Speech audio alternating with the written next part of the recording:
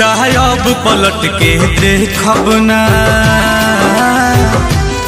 सपनों में जरी थे कब ना। चाहे अब पलट के देखब ना, सपनों में जरी थे कब ना। हमनी के बीच खींच तू नफरत के लकीर गईलू, जहिया वादा से फिर गईलू, तहिए नजरी से गिर गईलू। ओ जहिया वादा से फिर गईलू, तहिए नजरी से गिर गईलू। जब पलट के देखब ना, सपनों में जरी थे कब ना। कईनी इंतजार हम तो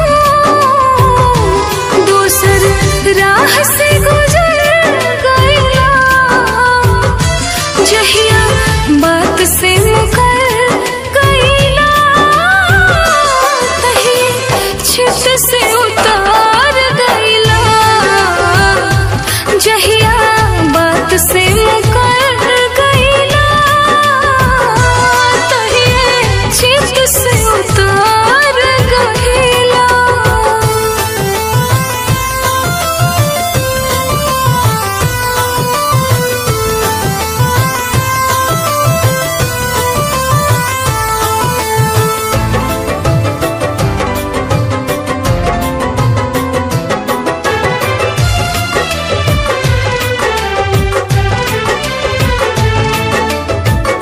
प्यार मोहब्बत से डरता ना हमारा बा, सब लोग बुरा लगे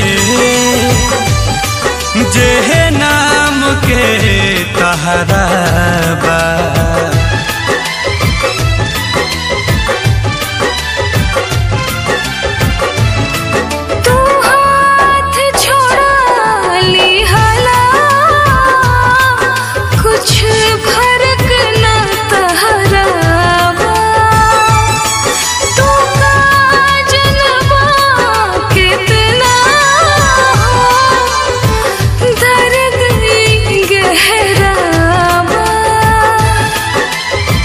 सुर बनल जाता, घाव देख के गंभीर गईलू, जहिया वादा से फिर गईलू, तहिए नजरी से गिर गईलू।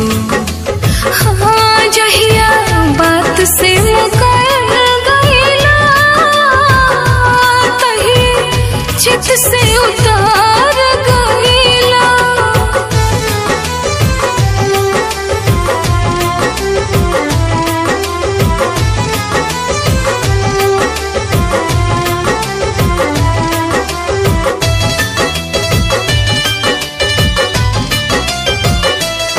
तू जहाँ जैसे भी रह, कवनो मतलब नहीं खे, हम महाल ले बानी,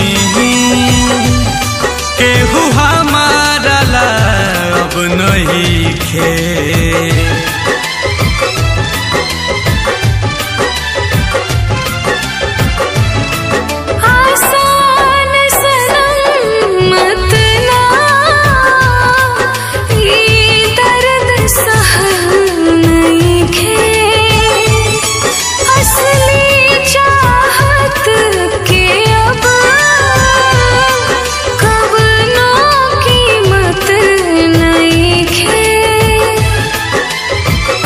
खातिर नील कमां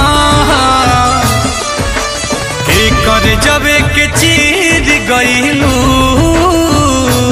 जहिया वादा से फिर गईलू, तहिए नजरी से गिर गईलू। हाँ जहिया बात से